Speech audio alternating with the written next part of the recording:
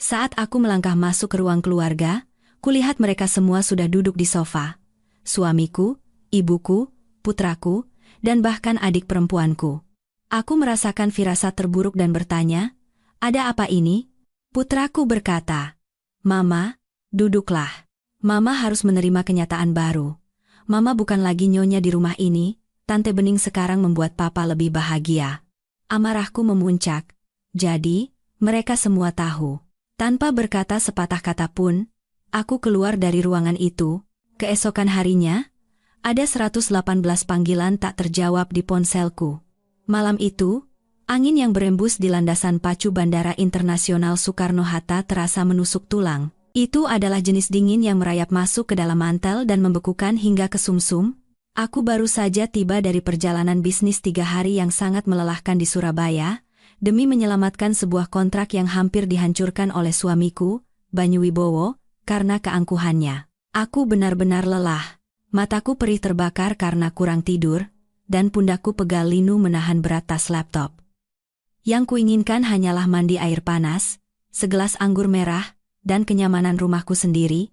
Aku ingin memberitahu Banyu bahwa aku telah memperbaiki kesalahannya dan bahwa Naga Biru, Propertindo, Imperium Real Estate yang kami bangun bersama selama 22 tahun, aman untuk kuartal berikutnya. Aku mengemudikan mobilku memasuki jalan masuk rumah megah kami di Pondok Indah. Lampu ruang keluarga menyala, cahayanya berpendar tajam di atas halaman rumput yang gelap dan berembun. Aneh. Biasanya pada pukul 10 malam, rumah sudah sunyi. Banyu pasti ada di ruang kerjanya. Dan putra kami yang berusia 20 tahun, Jerry, berada di kamarnya bermain video game atau bersama teman-temannya.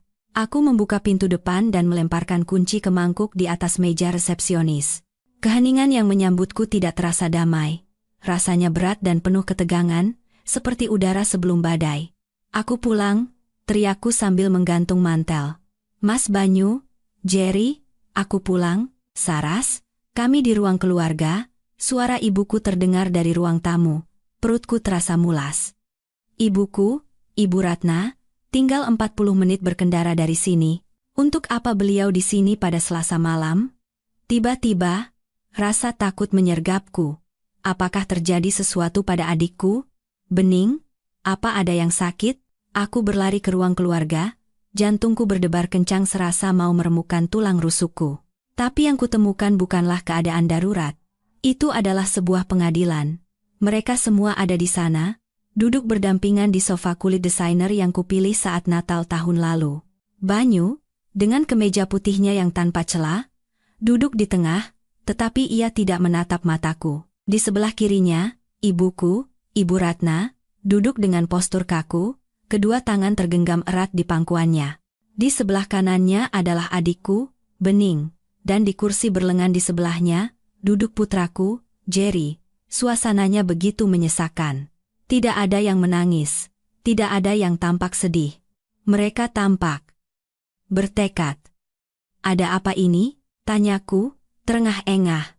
"Ibu, kalian semua baik-baik saja, kan?" Saat aku melangkah maju, Jerry berdiri. Bukan untuk memelukku, ia berdiri tegap seperti seorang pengawal yang menghalangi pintu. Ia menatapku dengan mata yang sama sekali tidak memiliki kehangatan yang telah kupupuk selama 20 tahun. "Mama, duduklah," kata Jerry. Suaranya dingin, lebih rendah dari yang kuingat, dan tanpa kasih sayang sedikit pun. "Mama harus mendengarkan tanpa membuat keributan." "Keributan? Jerry, kenapa kamu menakut-nakuti Mama? Ada apa ini sebenarnya?" "Mama harus menerima kenyataan baru," ia melanjutkan, seolah-olah mengucapkan dialog yang sudah dihafal. "Mama bukan lagi nyonya di rumah ini." Aku menatap Banyu. "Mas Banyu, kenapa kamu diam saja?" Banyu akhirnya mengangkat kepalanya.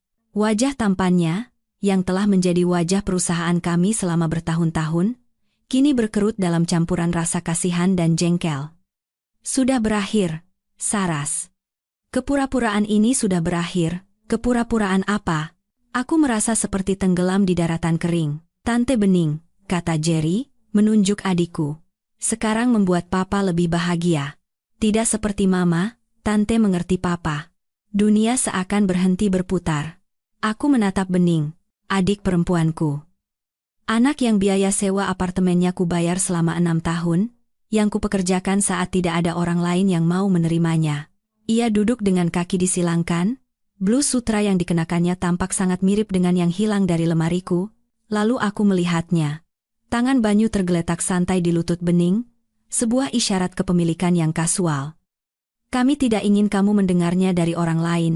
Sela ibuku, Ibu Ratna, tidak ada nada penyesalan dalam suaranya. Hanya nada menggurui, kami ingin menyelesaikan ini sebagai keluarga. Saras, cobalah realistis. Kamu sudah menikah dengan pekerjaanmu selama bertahun-tahun. Banyu itu seorang pria. Pria punya kebutuhan.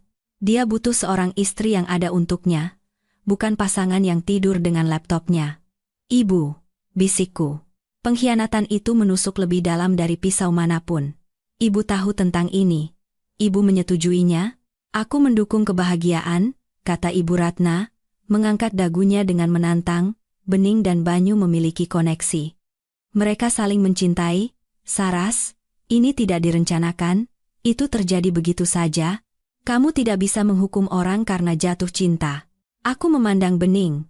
Ia memberiku senyum kecil yang penuh kemenangan. Ia menyelipkan sehelai rambut ke belakang telinganya, menundukkan kepalanya. Di jarinya, sebuah cincin berlian berkilauan di bawah lampu. Itu bukan cincin baru. Itu cincinku. Cincin berlian art deco antik yang diberikan Banyu untuk ulang tahun pernikahan kami yang ke-20. Cincin yang hilang begitu saja dari kotak perhiasanku 6 bulan lalu. Aku menangis berhari-hari, menggeledah seluruh rumah. Banyu bilang aku pasti ceroboh dan menghilangkannya di gym. Itu cincinku, suaraku bergetar karena amarah murni, panas terasa di tenggorokanku. Itu lebih cocok untuknya, kata Banyu sambil mengangkat bahu. Sia-sia saja untukmu. Kamu toh tidak pernah memakai perhiasan. Kami ingin mama pergi dari rumah ini. Jerry memecah keheningan lagi. Papa akan tetap di sini. Aku juga akan di sini. Lebih baik mama yang pergi. Mama menciptakan terlalu banyak ketegangan. Putraku, bayiku, yang kurawat setiap kali ia demam, yang biaya kuliahnya kubayar dengan bekerja 80 jam seminggu. Ia mengusirku dari rumah yang kubangun. Ini pilihanmu? Tanyaku pada Jerry, akhirnya merasakan air mata menggenang di mataku. Kamu memilih perempuan yang tidur dengan ayahmu di belakangku? Dia tantemu, Jerry. Dia bukan sekadar tanteku lagi, balas Jerry. Dia satu-satunya orang yang benar-benar mendengarkanku. Mama hanya memberiku uang dan menyuruhku belajar. Papa dan Tante Bening memperlakukanku seperti orang dewasa. Aku memandang keempatnya. Suamiku, adikku, ibuku, putraku, 4 pilar hidupku, dan semuanya telah membusuk. Mereka tidak hanya menghancurkan hatiku. Mereka membongkar keberadaanku dengan kekejaman yang menyesakan. Rasa mual menyerangku, tetapi aku menelannya kembali. Aku tidak akan memberi mereka kepuasan melihatku hancur. Aku tidak akan berteriak atau memohon. Aku menegakkan punggungku. Aku menatap Banyu, menatap matanya sampai ia bergidik dan membuang muka. Kalian pikir kalian sudah menang? Suaraku tenang, tetapi mematikan. Kalian pikir bisa menulis ulang sejarah hanya karena kalian bosan dan egois. Jangan membuat keributan, Mbak. Suara Bening terdengar manis memuakan. Mari kita tangani perceraian ini dengan dewasa. Perceraian? Aku tertawa singkat dan kering. Oh, kau sama sekali tidak tahu apa yang akan terjadi. Jangan mengancam kami, bentak Banyu, arogansinya kembali. Aku sudah bicara dengan pengacara. Kau sudah selesai, perjanjian pranikah, anggaran dasar perusahaan. Aku sudah mengurus semuanya. Sekarang keluar dari rumahku, Saras. Atau aku akan memanggil satpam untuk mengusirmu dari propertiku. Propertimu? Aku memandang sekeliling ruangan. Setiap ubin di rumah ini, aku yang memilihnya. Setiap batu bata, aku yang membayarnya. Dan sekarang, Mama adalah penyusup, kata Jerry. Itu adalah pukulan terakhir. Pemutusan total. Aku menatap putraku untuk terakhir kalinya, menanamkan wajah asingnya yang baru ke dalam ingatanku. Baiklah, kataku. Aku berbalik. Aku tidak mengambil mantelku dari gantungan. Aku tidak mengambil kunciku dari mangkuk. Aku punya kunci cadangan di sakuku. Aku berjalan ke pintu. "Kamu mau kemana?" seru Ibu Ratna. Suaranya tiba-tiba cemas. "Saras, kita harus membicarakan pesangon. Banyu punya tawaran yang murah hati jika kamu mau menandatanganinya malam ini." Aku tidak menjawab. Aku membuka pintu jati yang berat itu dan melangkah keluar ke dalam malam Jakarta yang lembab dan dingin karena AC mobil. Angin dari jalan raya menerpa wajahku, mengeringkan air mataku sebelum sempat jatuh. Aku masuk ke mobil. Mesinnya menyala dalam keheningan jalan masuk. Saat aku mundur, aku melihat mereka melalui jendela. Mereka sudah membuka sampahnya, merayakan kepergianku. Aku melaju ke dalam kegelapan. Buku-buku jariku memutih karena mencengkeram setir terlalu erat. Aku tidak tahu kemana aku akan pergi, tetapi satu hal yang kutahu pasti, Saraswati putri yang mereka kenal istri yang patuh, penyedia, pemecah masalah telah mati di rumah itu. Dan wanita yang sekarang pergi, adalah seseorang yang seharusnya sangat mereka takuti. Percayalah, pengkhianatan ini hanyalah pemanasan dibandingkan dengan apa yang mereka lakukan selanjutnya. Aku mengemudi selama 1 jam.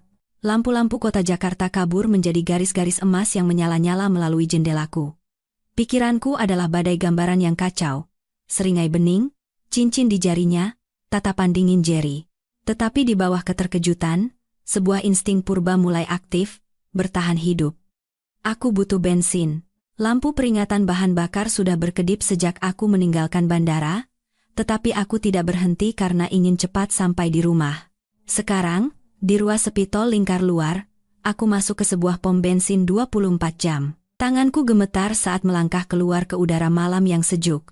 Aku memasukkan kartu kredit platinumku yang terhubung ke rekening bersama kami ke mesin pompa. Kartu yang kugunakan untuk segalanya, dari belanja bulanan hingga makan malam bisnis. Layar memproses berkedip, lalu menampilkan tulisan merah, "Ditolak. Silakan hubungi petugas." Aku mengerutkan kening. Itu tidak mungkin. Kartu itu memiliki limit 1 miliar rupiah dan baru saja lunas kubayar 3 hari lalu. Aku mencoba lagi. Ditolak. Gumpalan dingin, lebih berat dari pengkhianatan yang baru saja kusaksikan, terbentuk di perutku. Aku merogoh dompet dan mengeluarkan kartu debit pribadiku, yang terhubung dengan rekening gajiku. Aku masuk ke dalam minimarket. Petugasnya, seorang remaja yang tampak bosan dengan earphone di lehernya, bahkan tidak melirik saat aku meletakkan sebotol air mineral dan sebungkus permen karet di konter. Aku menggesek kartu debitku. "Nggak bisa, Bu," gumamnya sambil mengunyah permen karet. "Coba lagi," suaraku tegang. "Ada isinya." Ia menghela napas dan menggeseknya sekali lagi. "Ditolak, Bu.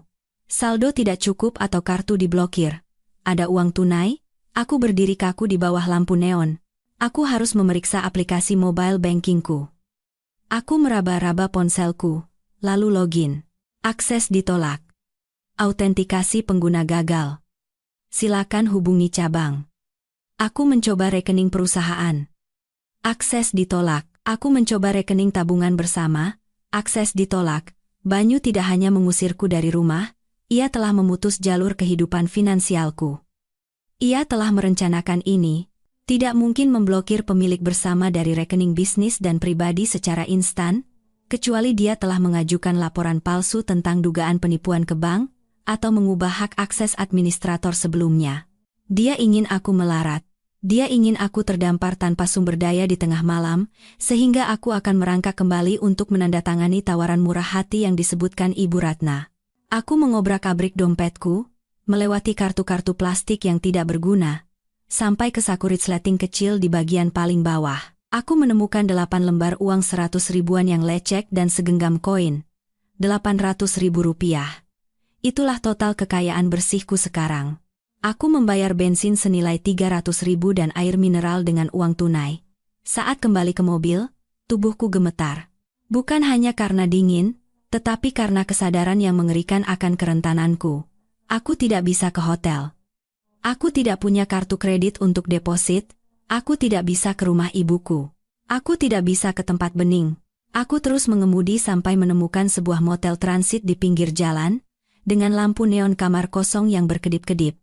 Jenis tempat di mana sopir truk tidur selama beberapa jam. tempat di mana spraynya berbau rokok dan penyesalan.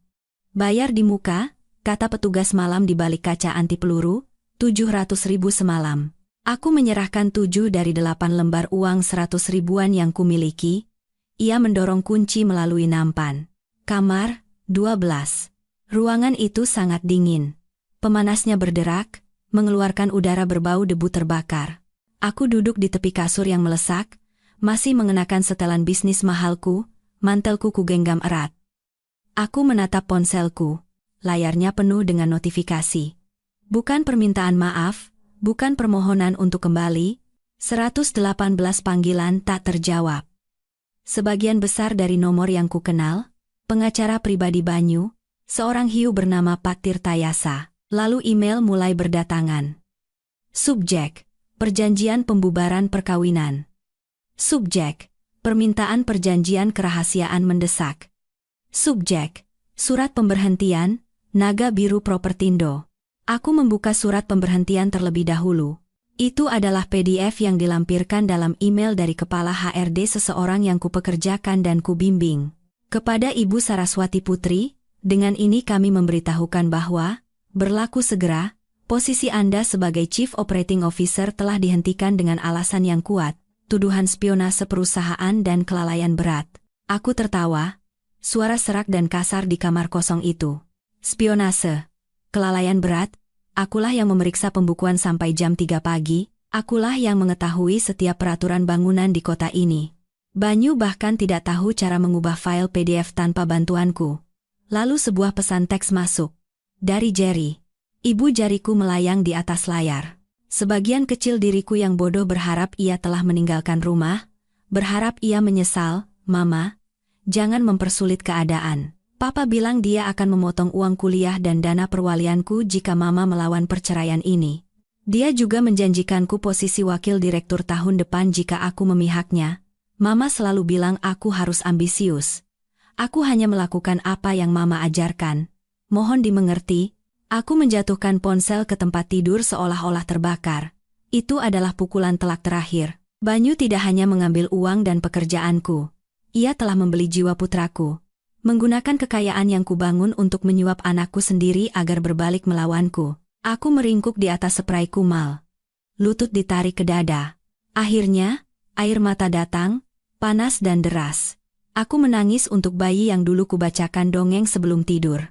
Aku menangis untuk adik perempuan yang kulindungi di taman bermain.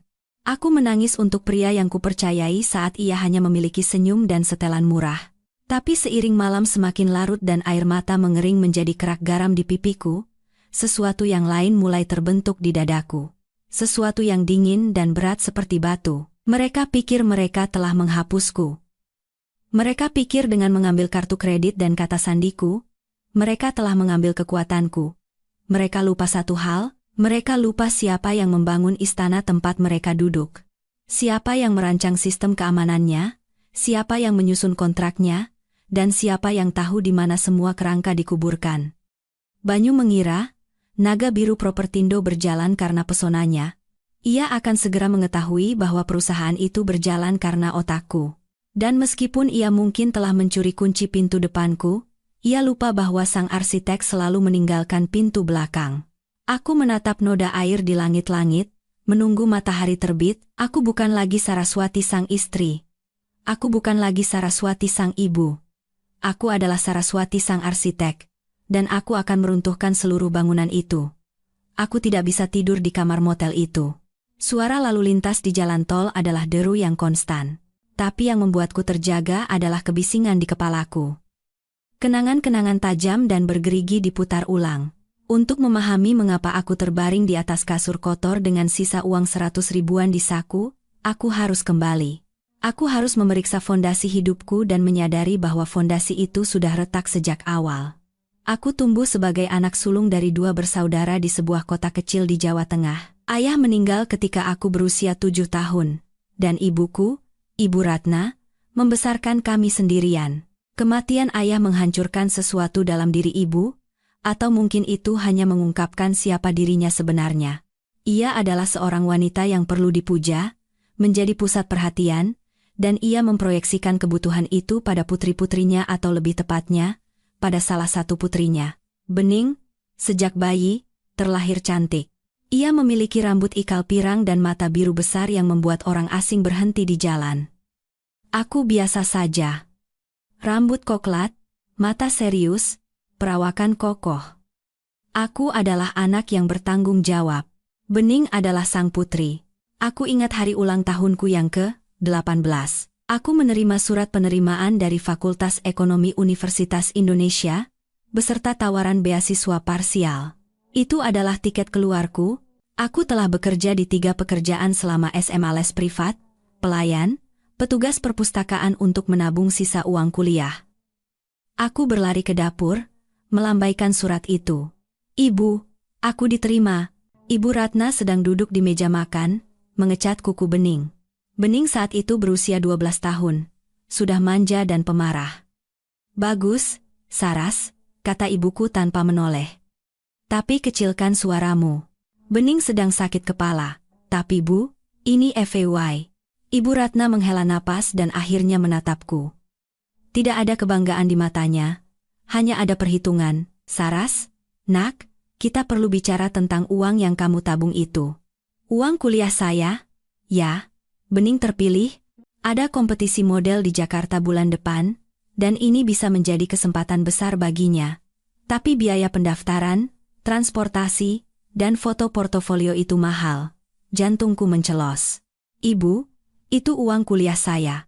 Uang hasil kerja keras saya. Egois sekali kamu, Mbak, sela Bening, meniup kukunya yang basah. Mbak pasti tidak mau aku jadi terkenal. Nanti kalau aku kaya, aku belikan Mbak mobil. Saras, suara ibuku berubah menjadi nada yang merupakan campuran rasa bersalah dan perintah. Kamu kan anak yang kuat, cerdas. Kamu selalu bisa menemukan cara, kamu bisa bekerja setahun lagi, atau mengambil kelas malam. Tapi Bening, dia rapuh. Ini adalah mimpinya.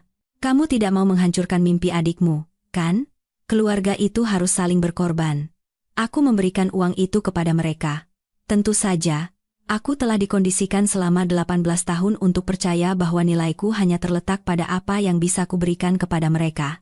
Aku adalah pekerja keras, kuda beban, pemecah masalah. Bening adalah anak emas, sang bintang, yang ditakdirkan untuk bersinar. Bening pergi ke Jakarta. Ia tidak terpilih. Ia menghabiskan uang itu untuk membeli baju dan pergi ke taman hiburan. Aku mendapatkan kembali uang itu dengan bekerja shift ganda di sebuah restoran tahun berikutnya. Aku memulai kuliah setahun lebih lambat, kelelahan tetapi bertekad. Dinamika itu tidak pernah berubah, hanya berevolusi. Ketika aku lulus dengan predikat cum laude, ibuku tidak datang ke wisuda. Bening mengalami kecemasan parah karena putus 2 minggu dengan pacarnya. Aku berjalan sendirian di atas panggung. Ketika aku mendapatkan promosi besar pertamaku di sebuah perusahaan konsultan keuangan, ibuku berkata, "Bagus, nak. Oh, bisakah kamu meminjamkan Bening 30 juta rupiah?" Pemilik kosnya jahat sekali. Aku membayar sewa Bening. Aku membayar perbaikan mobilnya. Aku membayar kelas akting yang tidak pernah ia hadiri. Aku membelikan ibuku sebuah apartemen agar ia tidak perlu khawatir naik turun tangga. Aku pikir aku sedang membeli cinta mereka. Aku pikir jika aku memberi cukup, bekerja cukup keras, menyelesaikan cukup banyak masalah, mereka akhirnya akan melihatku seperti mereka melihat Bening.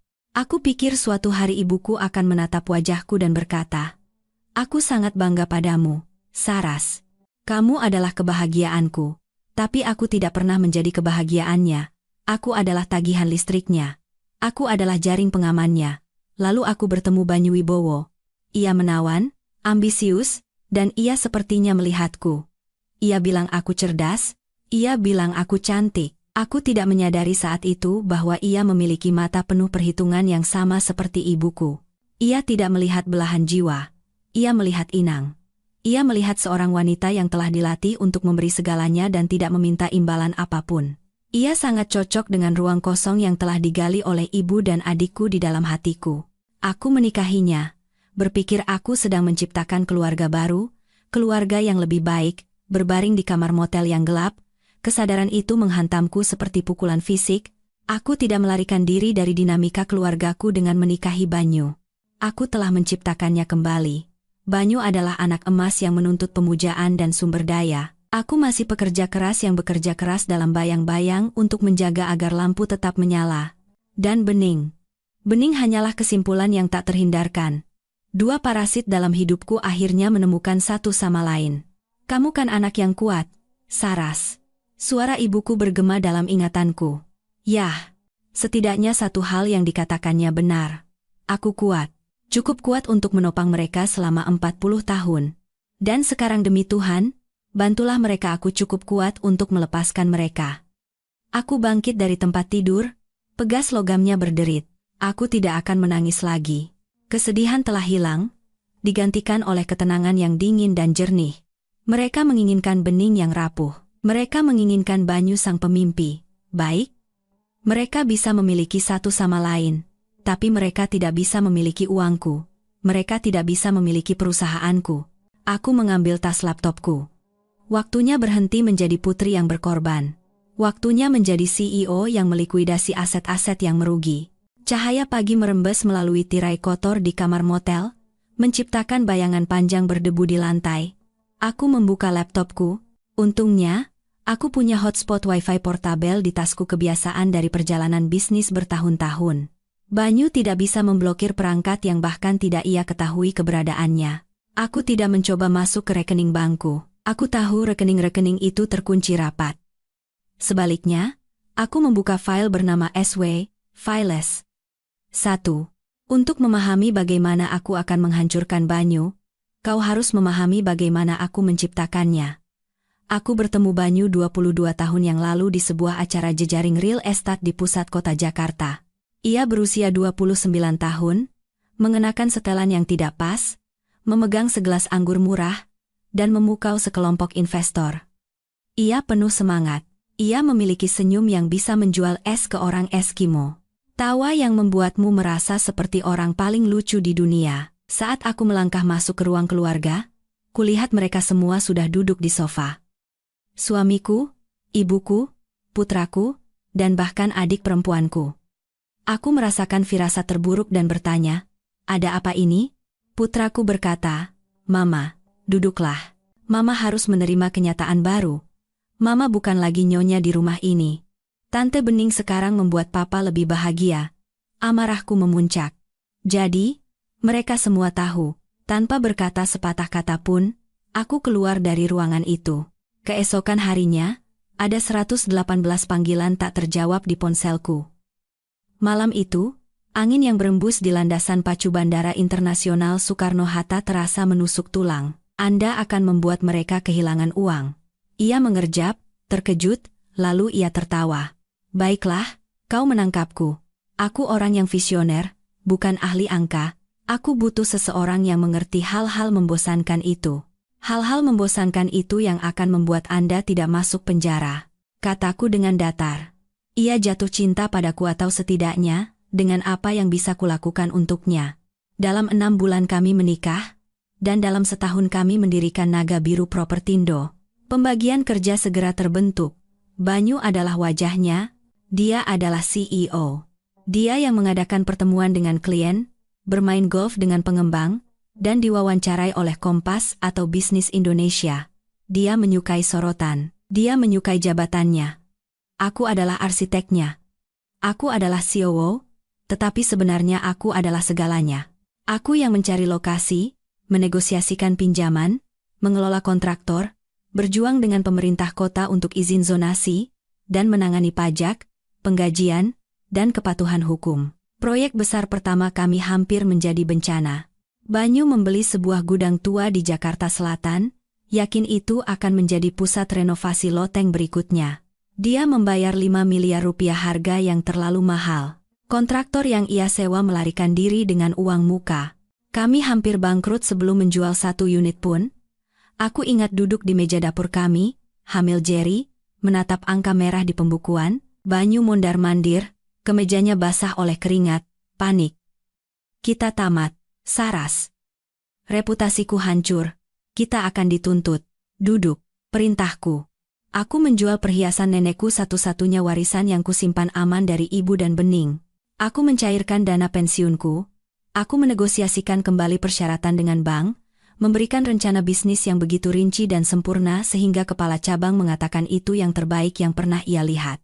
Aku memecat teman Banyu yang seharusnya menjadi manajer proyek, dan mengambil alih sendiri pengawasan lokasi, mengenakan helm pengaman dengan perut buncit 6 bulan. Kami menyelesaikan proyek itu dan terjual habis dalam 3 minggu. Banyu dipuji sebagai visioner di majalah bisnis.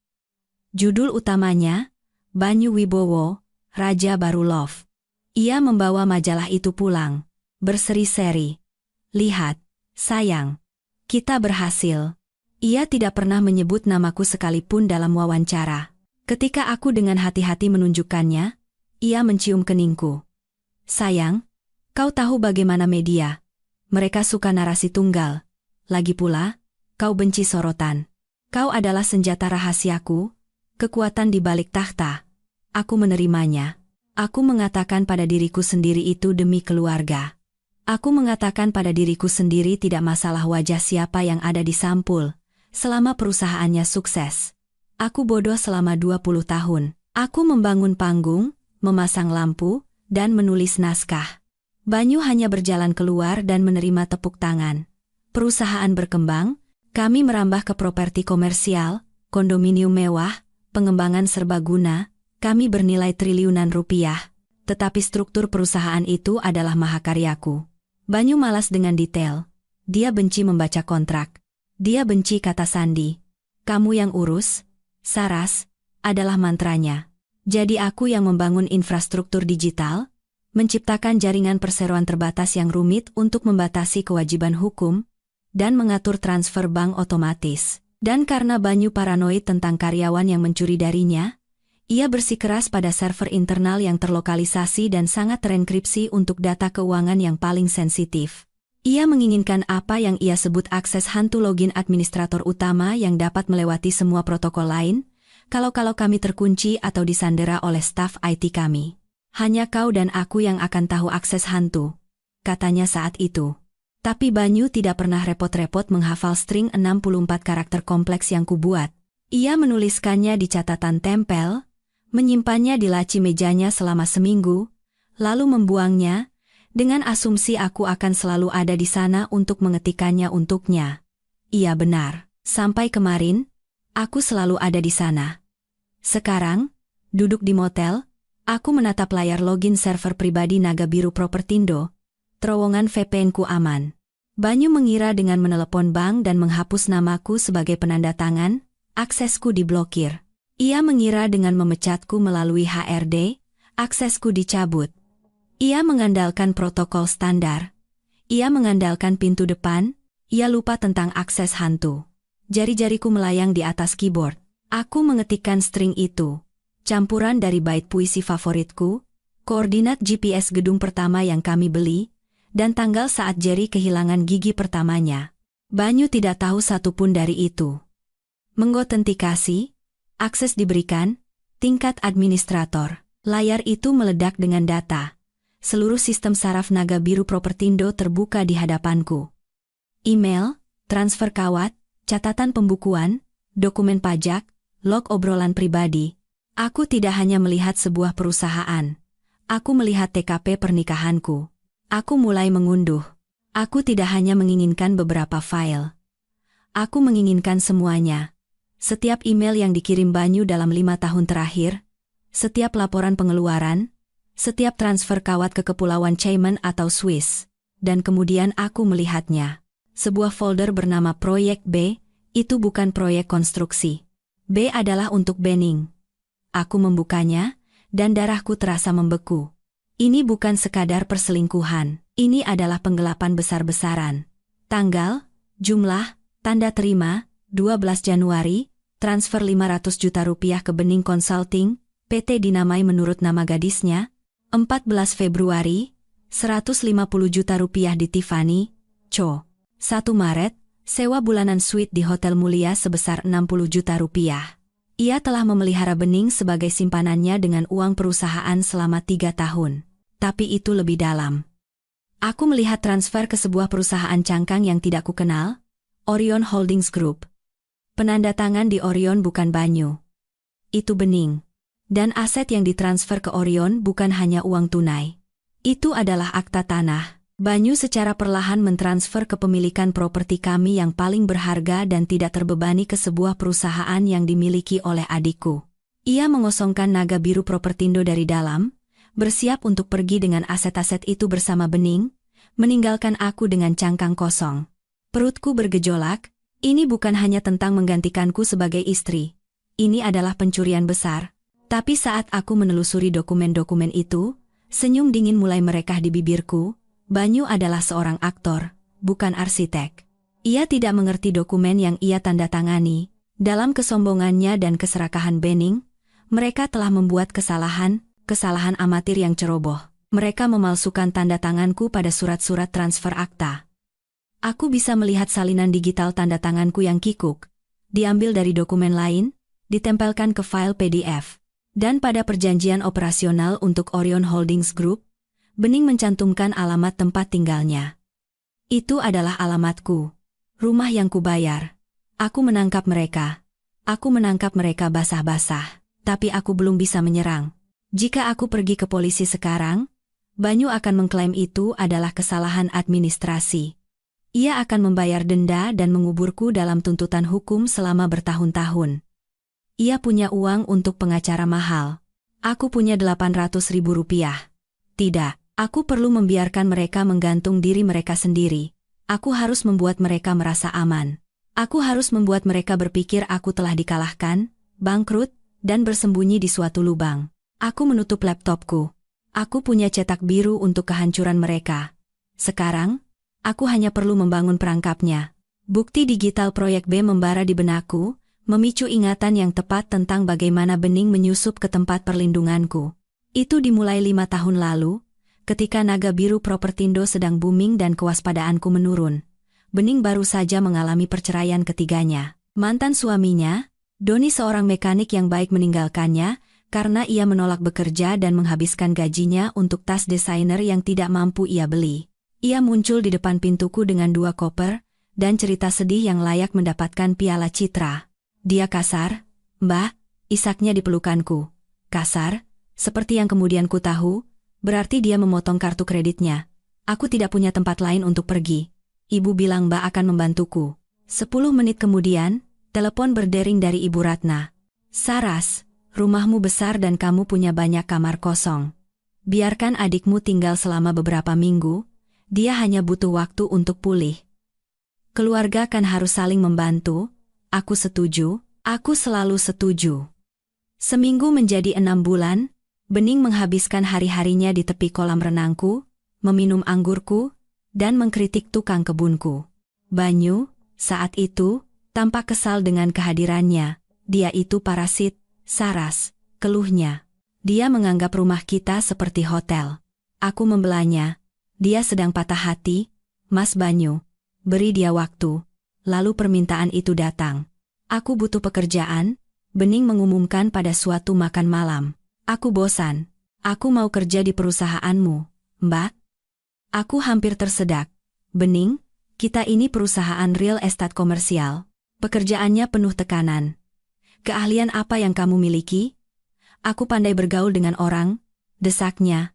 Aku bisa. Jadi, humas. Aku bisa merencanakan pesta, bicara dengan investor. Kalian berdua terlalu serius. Kalian butuh seseorang yang menyenangkan. Tidak. Kataku, itu adalah salah satu dari sedikit penolakan tegas yang pernah kuberikan. Tapi kemudian Ibu Ratna turun tangan, dia menyetir 40 menit hanya untuk minum kopi denganku. Saras, ini kesempatan bagi Bening untuk belajar tanggung jawab.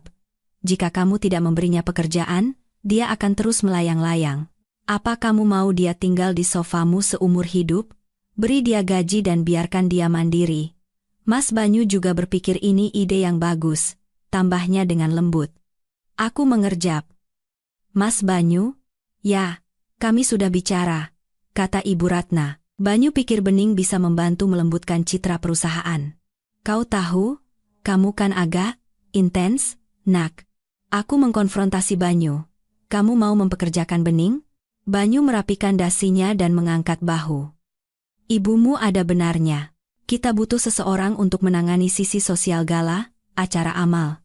Kamu benci hal-hal semacam itu? biarkan dia melakukannya, beri dia gaji asisten, dan usir dia dari rumah kita. Ini baik untuk kita semua. Jadi aku melakukannya. Aku menciptakan jabatan direktur acara khusus. Awalnya, sepertinya berhasil. Bening pindah ke apartemen yang kubantu sewanya, dan dia merencanakan pesta Natal perusahaan. Itu mewah dan melebihi anggaran, tetapi sukses. Lalu perubahan halus dimulai. Bening mulai datang ke kantor setiap hari, bukan dengan pakaian bisnis, tetapi dengan gaun ketat yang berada di ambang ketidakpantasan. Ia akan menghabiskan waktu berjam-jam di kantor Banyu, mendiskusikan logistik acara. Aku akan mendengar tawa mereka saat aku lewat. Mereka akan berhenti setiap kali aku masuk. Apa yang lucu?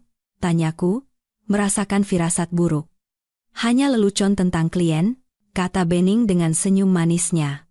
Mbak tidak akan mengerti, ini lelucon internal kami. Ia mulai ikut makan siang bisnis dengan kami, lalu ia mulai menggantikanku. Saras, kau tinggal saja dan selesaikan proyeksi kuartalan. Biar aku dan Bening yang membawa para pengembang ke restoran steak. Kau kan benci basa-basi, dan aku memang benci basa-basi. Aku menyukai pekerjaan itu, jadi aku membiarkan mereka pergi. Aku akan tetap di kantor, makan salad di mejaku, menghitung angka, memastikan margin keuntungan kami sehat. Sementara itu, suamiku dan adikku sedang minum martini dan menertawakanku. Aku memperhatikan perubahan pada Banyu. Ia mulai berpakaian lebih muda. Ia membeli Porsche yang tidak ia butuhkan. Ia mulai sering keluar malam untuk berjejaring. Ketika aku menyuarakan keprihatinanku, Ibu Ratna melakukan gaslighting tanpa henti. Kamu paranoid, Saras, tegurnya. Seharusnya kamu senang Banyu dan Bening akrab. Kebanyakan pria benci mertua mereka. Ini adalah berkah. Jangan merusaknya dengan kecemburuanmu. Itu tidak pantas untukmu. Cemburu. Dia membuatku merasa seperti wanita gila dan tidak stabil. Sekarang, melihat folder proyek B di laptopku, aku melihat kenyataannya. Makan malam jejaring adalah kencan. Perjalanan bisnis ke Bali adalah liburan, dan biaya konsultasi yang dibayarkan kepada Bening sebenarnya adalah uang saku karena menjadi gundiknya. Ular itu tidak hanya merayap ke dalam rumput. Aku telah membuka pintu, mengundangnya masuk, dan memberinya semangkuk susu hangat, dan yang terburuk, ibuku yang memegang pintu itu. Ibu Ratna telah menjadi perantara dalam kesepakatan ini. Dia mendorong Bening ke arah Banyu, tahu persis apa yang bisa dilakukannya. Dia ingin Bening memiliki kehidupan yang kubangun, karena dalam pikirannya yang bengkok, Bening pantas mendapatkan kerajaan, dan aku hanyalah arsitek yang ditakdirkan untuk membangunnya dan pergi. Aku memukul meja motel yang murah itu. Rasa sakit itu membuatku kembali ke kenyataan. Baiklah, bisikku pada ruangan kosong itu. Kalian mau main-main dan tidak bertanggung jawab?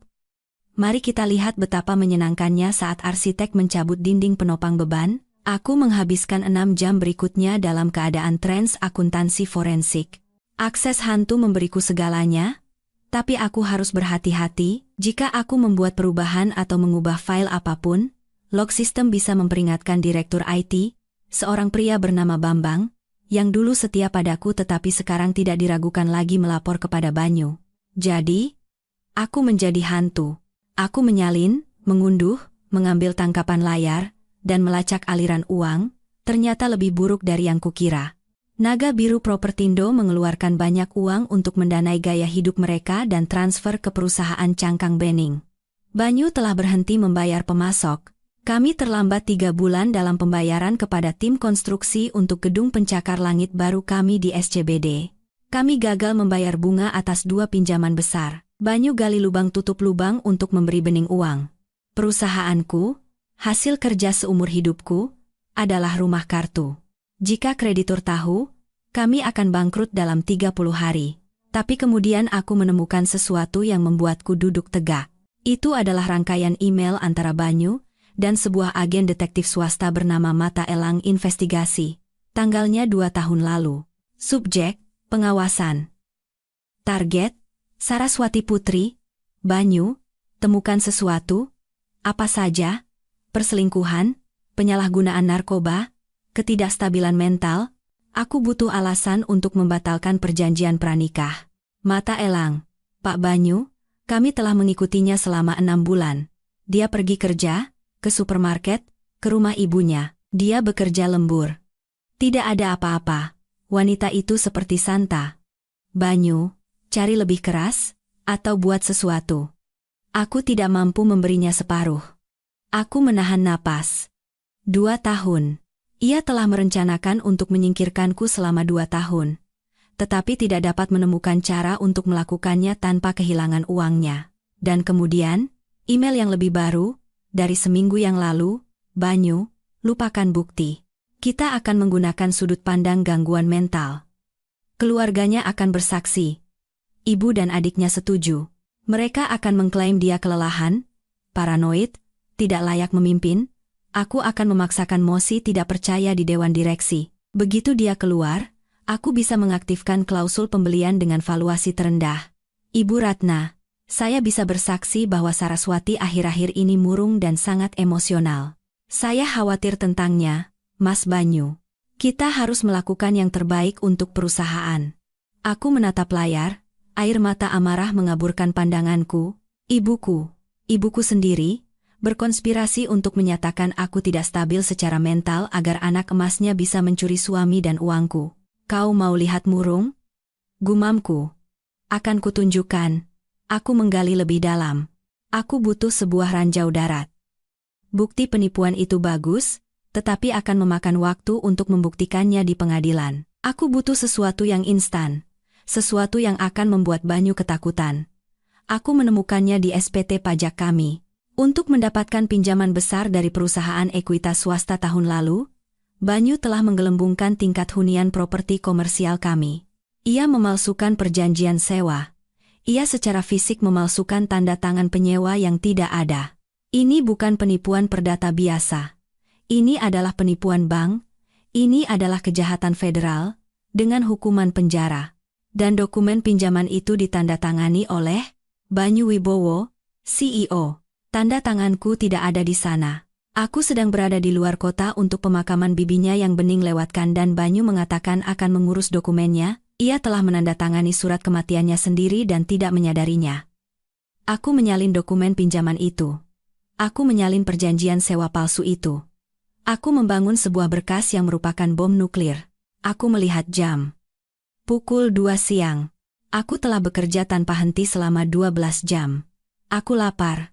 Aku belum mandi, hanya bertahan dengan adrenalin. Aku butuh ponsel sekali pakai. Aku tidak bisa menggunakan ponselku sendiri. Mereka mungkin melacaknya atau menarik catatannya. Aku berjalan ke seberang jalan ke sebuah konter pulsa dan membeli ponsel prabayar murah dengan uang tunai. Kembali ke kamarku, aku duduk di tempat tidur, menatap ponsel baru itu. Siapa yang bisa kuhubungi? Teman-temanku, sebagian besar adalah teman pasangan yang kami kenal bersama. Mereka kemungkinan akan memihak Banyu yang menawan atau tetap netral. Keluargaku? Jelas tidak. Karyawanku? Terlalu berisiko. Aku butuh seseorang yang kuat, yang membenci Banyu, dan yang memiliki sumber daya untuk berperang. Satu nama muncul di benakku, Bapak Hartono. Bapak Hartono adalah seorang taipan real estate miliarder di Jakarta. Uang lama, kejam, tetapi berprinsip. 3 tahun lalu, Banyu mengalahkan Hartono dalam akuisisi sebidang tanah utama untuk pengembangan di Serpong.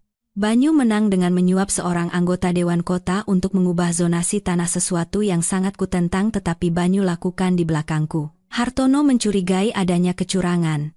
Ia secara terbuka menyebut Banyu sebagai OKB, orang kaya baru, dengan setelan murah. Banyu menertawakannya, tetapi Hartono tidak pernah lupa.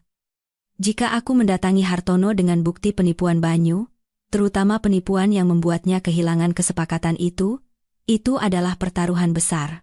Hartono mungkin hanya akan menertawakanku. Mungkin akan mengusirku.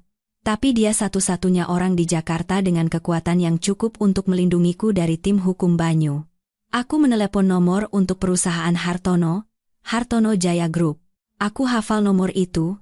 Aku sudah cukup sering mencarinya saat kami menjadi pesaing. Kantor Ketua Hartono Jaya Group, jawab suara yang jelas. Saya ingin berbicara dengan Bapak Hartono. Segera, Bapak sedang rapat. Boleh saya tahu ini mengenai apa? Katakan padanya ini Saraswati Putri. kataku. Dan katakan padanya saya tahu bagaimana Banyu Wibowo mendapatkan perubahan zonasi Serpong. Dan saya punya emailnya. Ada jeda. Mohon tunggu sebentar. 30 detik kemudian, suara yang dalam dan serak terdengar di telepon. Ibu Putri. Ada perlu apa? Apa suami Anda menyuruh Anda pamer? Suami saya baru saja memecat saya, membekukan rekening bank saya, dan menempatkan gundiknya di rumah saya, kataku, suaraku stabil. Saya tidak menelepon untuk pamer, Pak Hartono. Saya menelepon untuk membakarnya hingga menjadi abu. Dan saya pikir Bapak mungkin ingin datang untuk memanggang marshmallow di atas apinya. Hening. Lalu tawa rendah. Saya mendengarkan, sebelum aku menemui Bapak Hartono, ada satu luka lagi yang harus kudisinfeksi. Sebuah file yang telah kuhindari di database Naga Biru Propertindo, dana perwalian Jerry. Jerry adalah kelemahanku, tumit Achillesku. Aku telah menghabiskan hidupku melindunginya dari narsisme Banyu. Ketika Banyu lupa ulang tahun Jerry, akulah yang membeli hadiah dan menuliskan nama Banyu di atasnya. Ketika Banyu melewatkan pertandingan sepak bola Jerry, aku memberitahu Jerry bahwa ayahnya sedang bekerja keras untuk masa depan kita. Aku membesarkannya untuk percaya bahwa ayahnya adalah pahlawan, menutupi kenyataan bahwa ayahnya adalah seorang egois yang lalai. Sekarang aku sadar, itu adalah kesalahan terbesarku. Aku melindungi Jerry dari kebenaran, dan dengan begitu, aku membiarkan Banyu membeli kesetiaannya dengan kebohongan. Aku membuka dokumen dana perwalian. Banyu baru saja mengubah ketentuannya. Awalnya, dana tersebut akan dibayarkan pada usia 25 tahun, dengan syarat lulus kuliah. Ketentuan baru, tertanggal 2 minggu yang lalu, pencairan tunai segera sebesar 3 miliar rupiah. Transfer kepemilikan Porsche 911 tahun 2023. Terlampir adalah sebuah surat. Banyu, Jerry, ibumu akan marah jika kamu mengambil cuti semester depan. Jerry, tapi aku butuh istirahat, Pak. Banyu, ibumu tidak lagi berkuasa. Jerry, dia memperlakukanmu seperti anak kecil, tapi aku memperlakukanmu seperti pria. Mau mobil, mau uang tunai, kamu hanya perlu memihakku saat waktunya tiba. Kamu harus memberitahu pengacara bahwa ibumu bertingkah aneh, tidak stabil. Jerry, ya, dia memang sangat stres akhir-akhir ini. Banyu, tepat sekali, dia sudah gila. Kita harus melindungi perusahaan. Jika kamu memihakku, aku akan menjadikanmu wakil direktur tim merger, akuisisi tahun depan. Tidak perlu gelar. Kamu bisa belajar di lapangan, seperti aku, Jerry. Wakil direktur? Sungguh? Oke, Pak. Aku ikut. Apa yang harus kulakukan? Aku membaca kata-kata itu, dan hatiku bukan hanya hancur, itu menjadi debu. Wakil direktur tim M.A. Jerry gagal dalam mata kuliah pengantar ekonomi. Ia menghabiskan akhir pekannya bermain video game dan tidur sampai siang. Ia tidak memenuhi syarat untuk menjalankan kios limun, apalagi sebuah divisi di perusahaan bernilai triliunan. Banyu sedang mempersiapkannya untuk gagal, menopang egonya untuk menggunakannya sebagai pion melawanku. Dan Jerry, putraku yang tercinta, telah menjual ibunya demi sebuah Porsche dan jabatan yang belum ia peroleh. Aku teringat pesan teks yang ia kirimkan padaku tadi malam. Papa bilang dia akan memotong uang kuliahku. Ia tidak khawatir tentang uang kuliah. Ia khawatir tentang uang mudah. Aku memeriksa laporan kartu kredit Jerry, yang biasanya ku bayar. Pembelian di toko minuman keras. Tagihan di klub malam. Jaminan untuk teman yang ditangkap. Putraku sedang terjun bebas, dan alih-alih mendisiplinkannya, Banyu mendanai kejatuhannya untuk membeli sekutu. Aku mengambil ponsel sekali pakaiku. Ragu-ragu, dia adalah putraku. Tapi anak laki-laki yang duduk di sofa itu, yang memberitahuku untuk menerima kenyataan, bukanlah anak laki-laki yang kubesarkan. Dia adalah ciptaan ayahnya. Jika aku terus meredam kejatuhannya, aku akan kehilangannya selamanya di dunia korupsi dan kedangkalan Banyu. Satu-satunya cara untuk benar-benar menyelamatkannya adalah dengan membiarkannya jatuh. Aku mengetik pesan teks. Aku belum mengirimkannya. Hanya menulisnya dan menatap kursor yang berkedip. Jerry, aku sudah melihat emailnya. Kamu mendapatkan mobilmu. Kamu mengambil jalan yang mudah. Tapi jalan mudah itu adalah jebakan. Saat ayahmu selesai menggunakanmu, dia akan membuangmu, sama sepertiku. Aku cukup mencintaimu untuk membiarkanmu belajar dengan cara yang sulit. Semoga berhasil, Tuan Wakil Direktur. Aku menyimpannya sebagai draft. Aku menyeka air mata. Aku pergi ke sistem penggajian. Aku menghapus Jerry dari daftar gaji magang tempat ia berada meskipun tidak pernah menginjakkan kaki di kantor selama 3 tahun. Dana perwalian tidak bisa kusentuh. Banyu mengendalikannya sekarang. Tapi asuransi kesehatan, itu bisa kusentuh. Jerry ada dalam polis asuransiku. Polis yang kubayar secara pribadi. Hapus tanggungan, Jeremiah Wibowo. Alasan, bukan lagi mahasiswa penuh waktu. Itu picik dan sepele, tapi itu adalah pertama kalinya dalam 21 tahun aku tidak memperbaiki sesuatu untuknya. Ponselku bergetar. Alamat untuk pertemuanku dengan Hartono. Four Seasons Hotel, Library Lounge, 1 jam lagi. Datang sendiri. Aku menutup laptop, pergi ke kamar mandi, dan membasuh wajahku dengan air dingin. Aku mencoba merapikan rambutku. Setelanku kusut tapi ku bersihkan. Aku mengoleskan sedikit lipstik, baju zirku. Aku melihat ke cermin. Wanita yang balas menatap tampak lelah, tetapi berbahaya. Dia tampak seperti induk singa yang kehilangan anaknya dan tidak punya apa-apa lagi untuk kehilangan. Kau mau lihat tidak stabil, Banyu Wibowo? Kataku pada bayanganku. Akan kutunjukkan gempa bumi. Aku memasuki Hotel Four Seasons dengan setelan kusut yang sama saat aku melarikan diri dari rumahku, membawa tas laptop yang berisi cukup bukti untuk mengirim suamiku ke penjara federal. Petugas pintu menatapku dengan skeptis. Tempat ini berbau uang lama, dendam lama, dan mahoni. Ini adalah dunia Hartono. Aku menemukannya di Library Lounge, duduk di kursi berlengan kulit, membaca Bisnis Indonesia. Ia berusia 60-an, rambutnya beruban, matanya seperti elang. Ia tidak berdiri saat aku mendekat. Ibu Putri, kata Hartono, melipat korannya. Anda terlihat lebih buruk dari yang saya bayangkan. Perasaan saya juga begitu, aku mengakui, duduk di kursi di seberangnya. Tapi pikiran saya berfungsi dengan sempurna. Anda menyebutkan proyek Serpong, Hartono langsung ke intinya. Anda bilang punya bukti. Aku membuka laptopku. Aku tidak membuang waktu dengan basa-basi. Aku membuka berkas yang telah kuatur di kamar motel. Aku memutar layar ke arahnya. 3 tahun lalu, Banyu mengalahkan Bapak untuk mendapatkan tanah Serpong. Bapak curiga dia menyuap anggota Dewan Kota.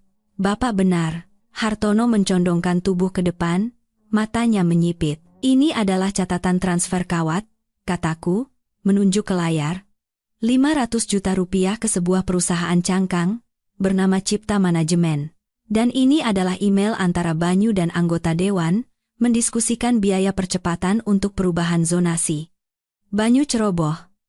Ia menggunakan email pribadinya untuk kontak awal. Hartono menelusuri dokumen-dokumen itu. Ekspresinya tidak berubah, tetapi udara di sekitarnya tampak semakin dingin. Mengapa baru sekarang kau menunjukkan ini padaku? Kau adalah COO-nya. Kau juga pasti mendapat untung dari kesepakatan ini. Saya tidak tahu, kataku, suaraku stabil. Banyu menjalankan pembukuan ganda. Saya baru menemukannya tadi malam. Setelah ia mengusir saya dari rumah, membekukan rekening saya, dan memindahkan adiknya ke tempat tidur saya. Hartono mengangkat kepalanya, kilatan keterkejutan melintas di wajahnya. Adiknya sendiri, dan ibu saya mendukung mereka, tambahku dengan senyum pahit. Ini reuni keluarga besar, hanya saja saya tidak diundang. Aku mengambil napas. Pak Hartono, saya tidak di sini untuk basa-basi. Saya di sini untuk membuat kesepakatan. Banyu mencoba menghancurkan saya. Ia memalsukan tanda tangan saya pada dokumen pinjaman. Ia menggelapkan dana perusahaan.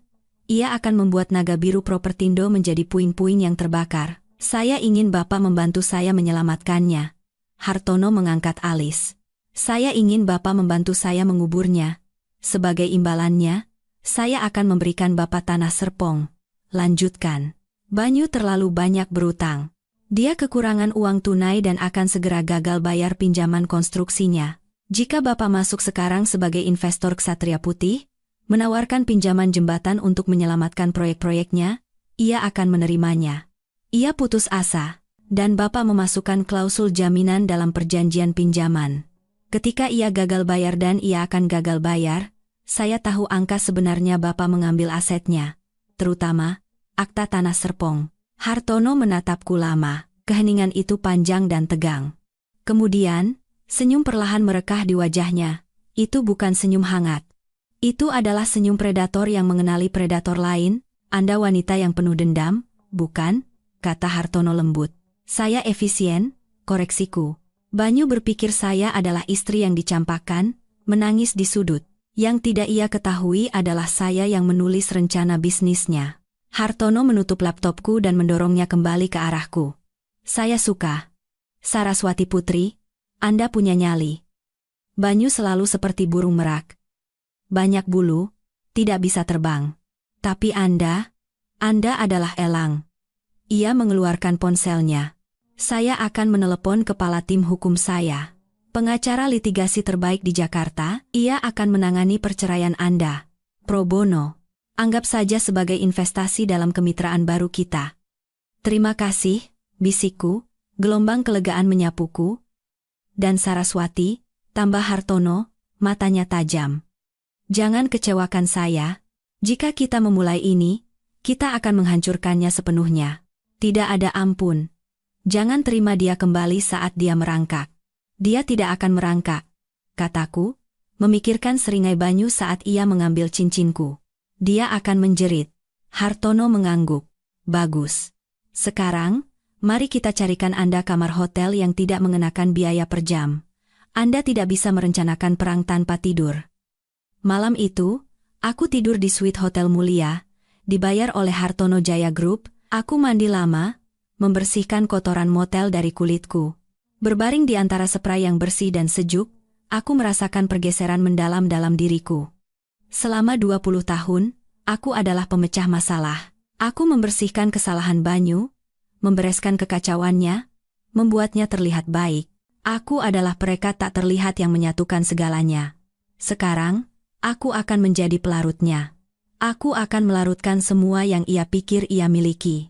Aku mengambil ponsel sekali pakaiku dan mengirim satu kata kepada Hartono. Siap. 3 hari kemudian, perangkap dipasang.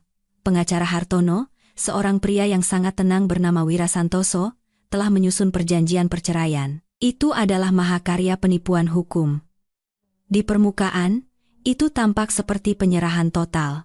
Ketentuannya, Banyu Wibowo mendapatkan rumah. Banyu Wibowo mempertahankan kepemilikan penuh atas Naga Biru Propertindo.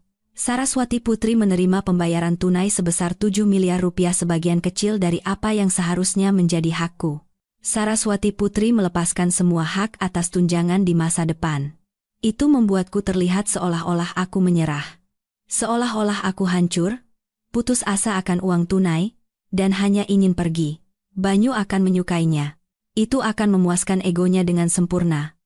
Tapi tersembunyi jauh di dalam dokumen 60 halaman itu, di pasal 14, ayat C, sub ayat 4, ada pil racunnya. Jika terungkap bahwa salah satu pihak dalam perjanjian ini telah terlibat dalam tindakan kriminal, penipuan, atau penggelapan yang tidak diungkapkan selama masa perkawinan, atau dihukum karena kejahatan berat dalam waktu 24 bulan setelah penandatanganan, seluruh perjanjian ini menjadi batal demi hukum.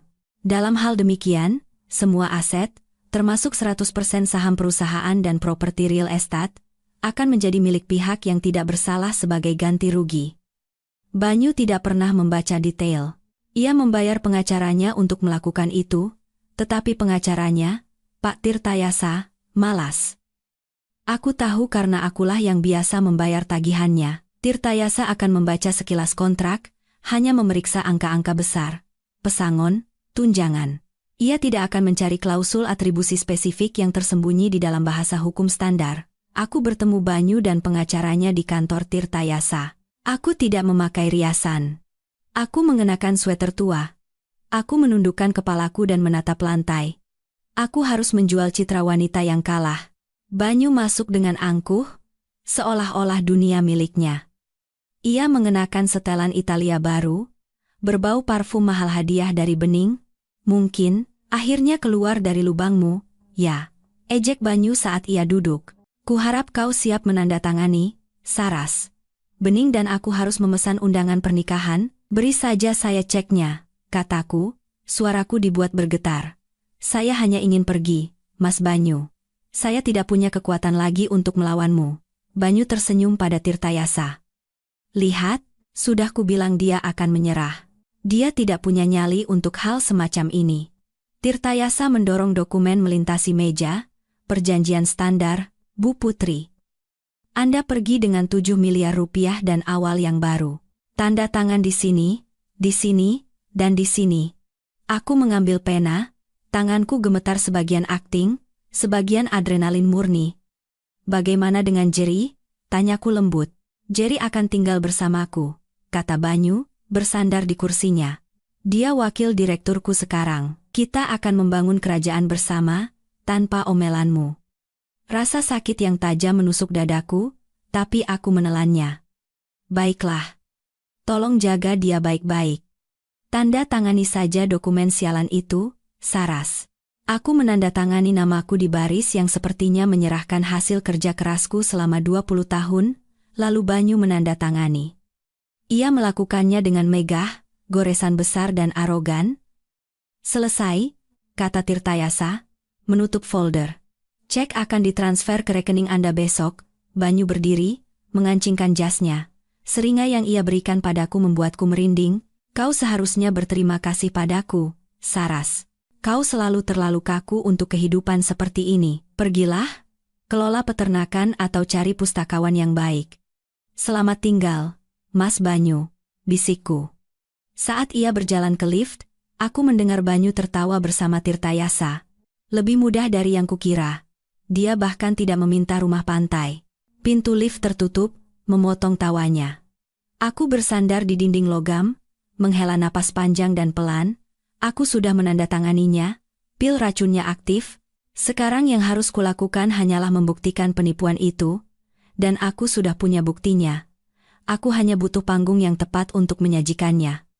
Dan panggung apa yang lebih baik dari sebuah pernikahan? Banyu dan Bening mengumumkan tanggalnya, 3 minggu lagi. Pernikahan yang terburu-buru, katanya. Mereka ingin menjadi pasangan yang sah sebelum musim gala musim semi. 3 minggu. Itulah jadwalku. Aku melangkah keluar dari gedung dan masuk ke mobil yang dikemudikan oleh sopir Hartono. Sudah ditandatangani? Tanya Hartono dari kursi belakang.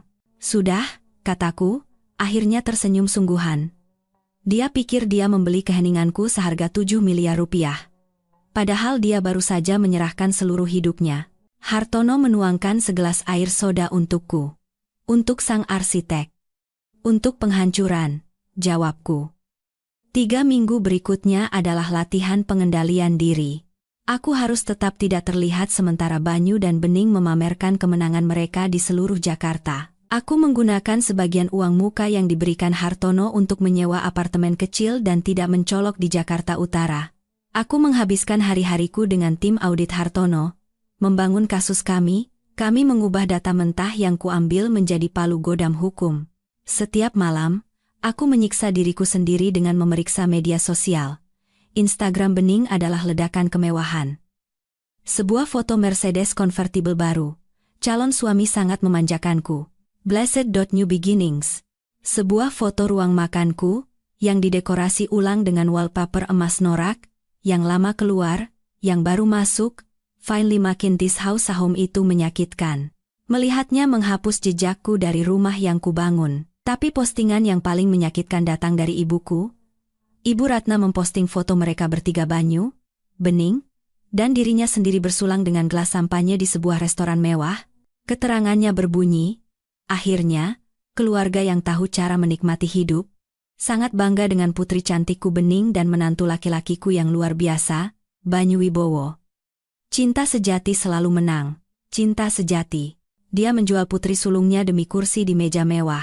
Dan Jerry diam di media sosial, tetapi aku melihat notifikasi kartu kredit dari rekening sekunder yang belum ditemukan Banyu, 4.000 di Premium Liquors, 15.000 rupiah di Capital Nightclub, 5.000 rupiah untuk jaminan teman, putraku sedang terjun bebas. Banyu tidak membesarkannya, ia membiarkannya liar. Aku ingin berlari dan menyelamatkannya, tetapi Hartono menahanku. Anda tidak bisa menyelamatkan seseorang yang tidak meminta untuk diselamatkan? Saraswati, kata Hartono lembut. Dia telah memilih pihaknya. Biarkan dia melihat seperti apa pihak itu sebenarnya saat lampu padam. Aku tahu dia benar, tapi rasanya seperti memotong anggota tubuh. Sementara itu, perusahaan membusuk dari dalam. Mata-mataku Sarah dari tim akuntansi dan Jason dari manajemen proyek memberiku pembaruan harian. Pak Banyu belum pernah berada di kantor lewat jam 2 siang selama berminggu-minggu, tulis Sarah. Dia menugaskan Nona Bening untuk rebranding perusahaan. Dia ingin mengubah logo menjadi pink dan emas. Pink dan emas, Bu. Untuk perusahaan real estate komersial, kontraktor di lokasi Highland mengancam akan keluar, lapor Jason. Pak Banyu bilang dia sudah mengirim cek, tapi dia bohong. Dia menggunakan dana konstruksi untuk membayar biaya pernikahan. Biarkan terbakar, kataku pada mereka, dokumentasikan semuanya, simpan email-email di mana dia menginstruksikan kalian untuk menunda pembayaran. Pernikahan akan diadakan di Grand Ballroom Hotel Mulia. Tempat paling mahal di Jakarta. Bening mengundang 300 orang. Investor, politisi, selebriti lokal. Mereka ingin mengukuhkan status mereka sebagai pasangan kuat baru Jakarta. Mereka menginginkan penonton. Baik, pikirku, melihat undangan yang didapatkan Sarah untukku. Kalian mau pertunjukan? Akan kuberikan pertunjukan. 2 hari sebelum pernikahan, aku mendapatkan kartu as terakhirku, dari sumber yang tidak terduga. Ponselku berdering, nomor tak dikenal. Halo, Mbak Saras, ini saya, Doni, ini, mantan suami Bening. Mekanik yang darahnya ia hisap kering. Doni, kataku, terkejut. Apa kabar? Saya baik, saya dengar apa yang terjadi. Menjijikan apa yang mereka lakukan pada Mbak. Saya punya sesuatu. Doni merendahkan suaranya. Waktu Bening meninggalkan saya, dia meninggalkan sekotak dokumen di garasi. Tadinya mau saya bakar, tapi tadi malam saya lihat-lihat. Mbak Saras, dia punya kartu kredit atas nama Mbak selama 3 tahun. Apa? Dia membukanya saat dia tinggal di rumah Mbak. Dia mencegat suratnya, dia memaksimalkan limitnya, menyembunyikan laporannya. Tapi saya menemukan surat dari agen penagihan, dan saya menemukan surat dari Banyu. Dari Banyu? Ya, dia melunasi salah satu kartu itu. Suratnya bilang, yang ini sudah kuurus, tapi kamu harus lebih hati-hati. Jika Saraswati melihat ini di laporan kreditnya, kita berdua mati, tetap pada rencana, 2 tahun lagi, dan semua ini akan menjadi milik kita, 2 tahun, jangka waktunya sangat pas. Banyu telah berkonspirasi dengan adikku untuk mencuri identitas dan uangku, sementara aku memberinya makan dan pekerjaan. Doni, suaraku bergetar. Bisakah kamu membawakanku kotak itu? Saya sedang dalam perjalanan, katanya. Ketika Doni menyerahkan kotak itu, aku merasakan kunci terakhir terpasang di tempatnya. Ini bukan hanya penipuan. Ini adalah konspirasi predator, terhitung dan jahat. Aku melihat catatan tulisan tangan Banyu. 2 tahun lagi, dan semua ini akan menjadi milik kita. Aku mengunci surat itu di brankas. Terima kasih, Doni, kataku. Buat mereka merasakan neraka, Mbak Saras, katanya dengan senyum pahit. Oh, aku berencana melakukannya, jawabku. Aku berencana memberi mereka seluruh neraka. Sehari sebelum pernikahan, aku melakukan sesuatu yang berisiko. Aku pergi menemui Jerry. Aku tahu seharusnya tidak. Hartono menentangnya, tetapi aku adalah seorang ibu sebelum aku menjadi mantan istri yang pendendam. Aku harus memberinya satu kesempatan terakhir untuk turun dari kapal yang tenggelam. Aku menunggu di luar penthouse barunya, yang dibeli Banyu dengan dana perusahaan. Pukul 11 pagi, Jerry keluar, tampak mabuk. Ia mengenakan kacamata hitam desainer dan kaos yang harganya lebih mahal dari mobil pertamaku. Jerry, panggilku. Ia berbalik, terkejut, wajahnya mengeras saat melihatku. Mama? Ngapain di sini? Mama menguntitku sekarang, aku tidak menguntitmu. Aku mencoba menyelamatkanmu. Aku tidak butuh diselamatkan. Bentaknya, berjalan menuju Porsche-nya. Aku baik-baik saja. Papa baru saja menunjukku sebagai kepala portofolio wilayah selatan. Jerry, dengarkan aku, kataku, menghalangi jalannya. Ayahmu membohongimu. Perusahaan ini diambang kebangkrutan. Dia mencuri uang untuk mempertahankan gaya hidup ini. Dia menggunakanmu sebagai tameng. Ketika Ditjen Pajak datang dan mereka akan datang namamu yang ada di dokumen. Jerry tertawa. Suara yang kosong dan rapuh. Mama cuma cemburu.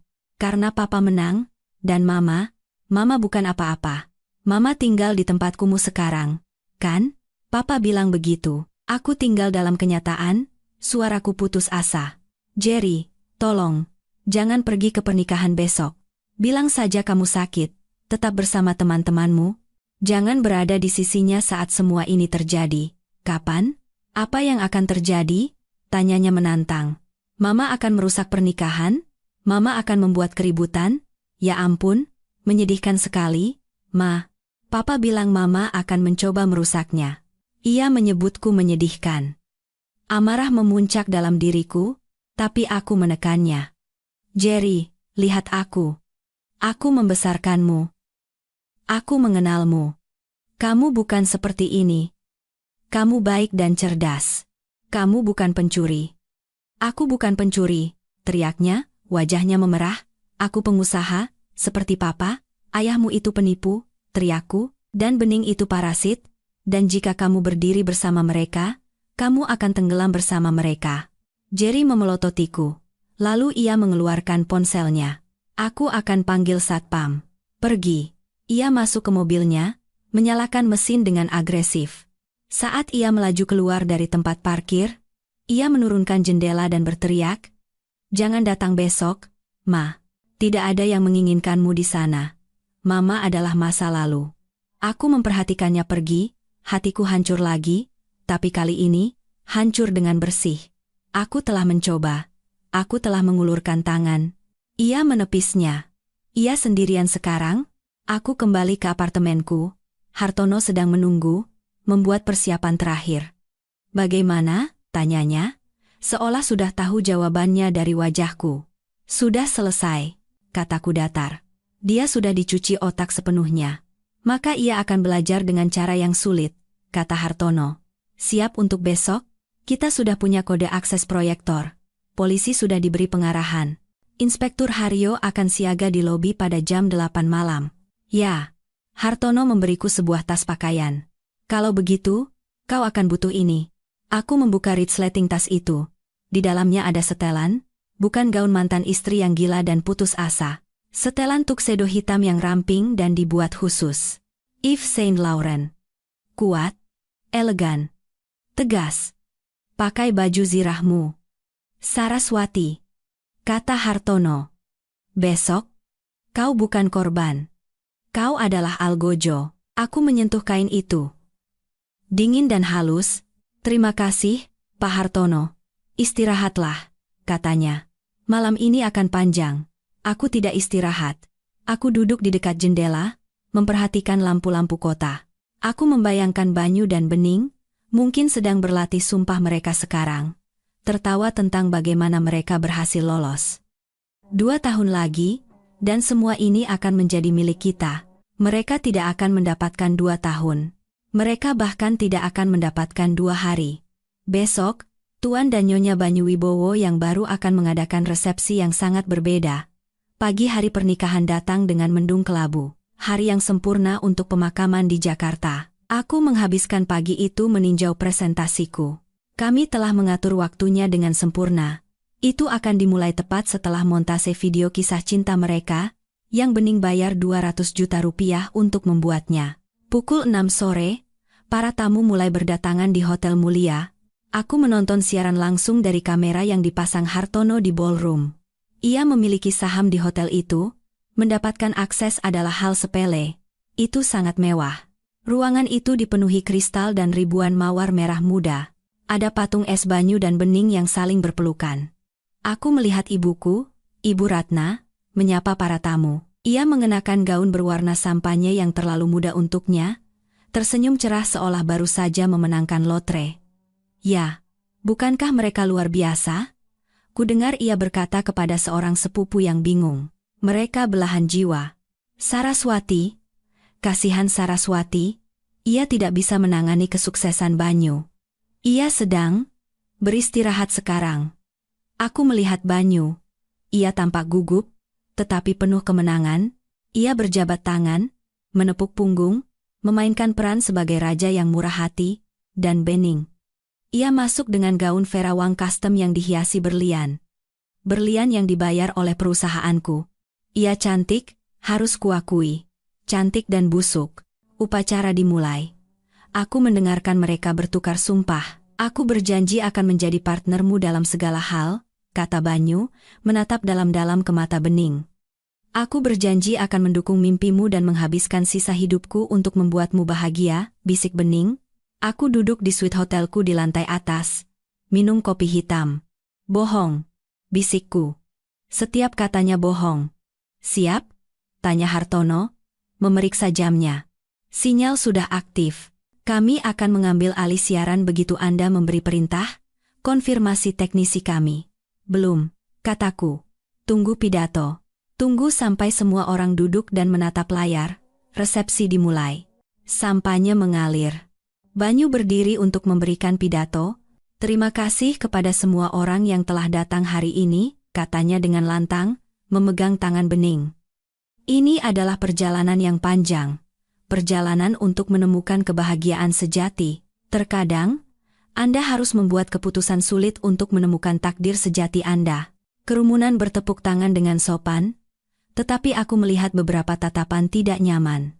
Semua orang tahu skandal itu. Mereka hanya tidak peduli selama bar gratisnya berkualitas. Dan untuk istri baruku. Bening, lanjut Banyu. Kau adalah inspirasiku, batu karangku, segalanya bagiku. Ponselku bergetar. Sinyalnya. Sekarang, kataku. Di ballroom di bawah, lampu diredupkan untuk montase video. Musik sentimental mulai diputar. Foto-foto Banyu dan Bening di kapal pesiar, di Paris, di pantai, melintas di layar raksasa di belakang meja utama. Kerumunan menghela napas, aku berdiri, merapikan jaket tuksedoku. Aku keluar dari suite dan menuju lift. Waktunya pertunjukan, kata Hartono, berjalan di sampingku. Di dalam lift, aku memperhatikan angka-angka turun. 19, 18, jantungku tidak lagi berdebar-debar. Itu berdetak, lambat dan berat, seperti genderang perang. Pintu lift terbuka di lantai lobi. Inspektur Haryo dan 2 petugas berseragam sedang menunggu. Ibu Saraswati Putri? Tanya inspektur. Ya, kami sudah punya surat perintahnya. Kami siap jika Anda siap. Beri saya 5 menit, kataku. Saya ingin mereka melihat ini sebelum borgol dipasang. Baik, aku berjalan ke pintu ballroom. Penjaga keamanan yang disewa Banyu melangkah maju untuk menghentikanku. Maaf, Bu, ini acara pribadi. Hartono muncul di belakangku. Dan saya pemilik gedung ini. Minggir. Atau cari pekerjaan baru besok. Para penjaga ragu-ragu, mengenali Hartono, dan segera mundur. Aku mendorong pintu ganda hingga terbuka. Di dalam, musik baru saja mencapai puncaknya. Di layar, video menunjukkan Banyu dan Bening berciuman di depan Menara Eiffel. Lalu layar berkedip. Musik terputus dengan suara decitan, ruangan menjadi sunyi. Di layar raksasa, gambar romantis itu hilang. Di tempatnya, sebuah spreadsheet yang tajam, angka-angka merah, dan sebuah dokumen, laporan kartu kredit, nama, Bening Lestari. Alamat, JL, Pondok Indah Boulevard No. 124, Jakarta Selatan, rumahku. Pembelian, cincin berlian, Tiffany, CO, Rp 250, ribu. Dibayar oleh, rekening perusahaan Naga Biru Propertindo. Bisikan menyebar di antara kerumunan. Apa itu? Bening berdiri. Mas Banyu, lakukan sesuatu, matikan itu. Banyu berteriak ke arah stan audiovisual. Hei! Tapi teknisi di stan itu adalah orang kami. Ia tidak mematikannya. Ia menaikkan volumenya.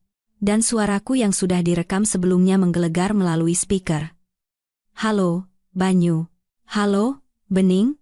Kalian ingin reuni keluarga, kan?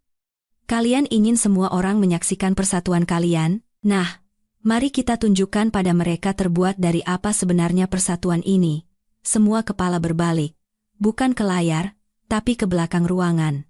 Keheningan di ballroom yang megah itu mutlak. 300 pasang mata berpaling dari kursi mereka untuk menatapku. Aku berjalan menyusuri lorong tengah. Tumit sepatuku berketuk teratur di lantai marmer. Tuxedo hitamku membuatku tampak seperti bayangan di tengah lautan bunga merah muda. Banyu membeku di meja utama, wajahnya pucat pasi. Bening mencengkeram serbet di dadanya, mulutnya ternganga. Ibuku, Ibu Ratna, tampak seperti akan terserang stroke. Saras, bisik Banyu, dan mikrofon menangkap suaranya yang bergetar. Apa yang kau lakukan? Aku tidak berhenti sampai aku mencapai tengah lantai dansa. Tepat di depan meja utama, aku menatap mereka. Orang-orang yang pernah menjadi duniaku, sekarang hanya boneka yang tersusun rapi di atas panggung. Aku datang untuk memberikan pidato. Suaraku terdengar jelas bahkan tanpa mikrofon. Aku memegang sebuah remote. Aku menekannya. Layar di belakang mereka berubah lagi. Kali ini, itu adalah rangkaian email antara Banyu dan detektif swasta. Banyu, cari lebih keras, atau buat sesuatu. Aku tidak mampu memberinya separuh. Kerumunan terkesiap. Aku melihat para investor, orang-orang yang Banyu hormati dan butuhkan, mencondongkan tubuh, berbisik dengan sengit. Matikan, teriak Banyu, berlari ke arah stand DJ. Keamanan, keluarkan wanita itu dari sini. Duduk, Banyu Wibowo. Suara Hartono menggelegar dari pintu masuk. Kecuali kau ingin menambahkan penyerangan ke dalam daftar kejahatanmu. Banyu membeku. Ia melihat Hartono. Ia melihat polisi yang menunggu di bayang-bayang pintu keluar. Ini palsu, jerit Bening. Air mata mengalir di wajahnya yang dirias sempurna. Dia hanya cemburu. Dia meretas sistem. Dia gila, aku bilang. Aku menekan remote lagi. Dokumen baru muncul. Aplikasi pinjaman palsu untuk proyek Serpong. Dokumen dengan tanda tanganku yang ditempel dengan kikuk. Apakah pemalsuan dokumen itu gila, Bening? Tanyaku dengan tenang. Apakah penipuan bank itu gila? Itu bisa membuatmu dipenjara beberapa tahun.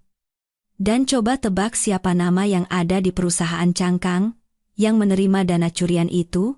Aku menekan lagi. Orion Holdings Group. Pemilik, Bening Lestari. Aku menunjuknya. Kau bukan hanya gundik. Kau adalah kurirnya. Banyu menggunakanmu untuk mencuci uang lebih dari 30 miliar rupiah. Apa dia memberitahumu itu? Apa dia memberitahumu bahwa ketika Ditjen Pajak datang, tanda tanganmu lah yang akan mereka cari? Bening menatap Banyu, matanya penuh kengerian. Mas Banyu, kau bilang itu optimalisasi pajak. Kau bilang itu legal? Diam, Bening. Bentak Banyu.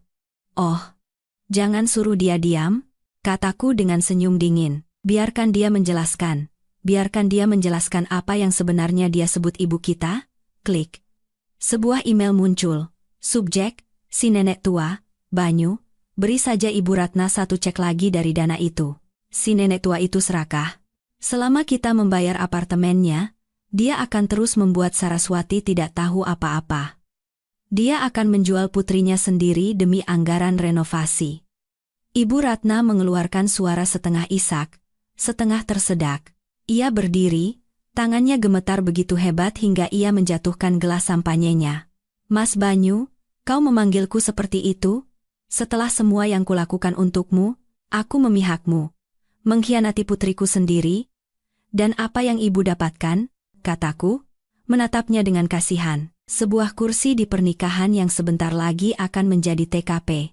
Banyu memandang sekeliling ruangan, matanya bergerak liar, ia melihat kerajaannya runtuh secara real time, ia melihat investor berjalan keluar, ia melihat para pelayan berhenti dan menatap, ia melihat akhir. Kau menandatangani perjanjian? Teriaknya putus asa. Kau menandatanganinya. Kau menyerahkan segalanya. Kau tidak bisa menyentuh perusahaan. Pasal 14, kataku singkat, pil racun. Jika kau melakukan kejahatan, perjanjian itu batal, dan semuanya rumah, perusahaan, aset menjadi milikku. Lutut Banyu lemas. Ia jatuh kembali ke kursinya, dan Jerry, aku mengalihkan pandanganku ke putraku, yang duduk pucat seperti hantu di ujung meja. Jerry menatapku dengan ngeri. Ia sekarang melihat pesan teksnya sendiri di layar. Wakil Direktur, sungguh, Oke Pa, aku ikut. Kau ingin menjadi pengusaha? Jerry, kataku lembut. Nah, ini pelajaran pertamamu. Periksa partnermu dengan cermat. Aku menekan remote untuk terakhir kalinya.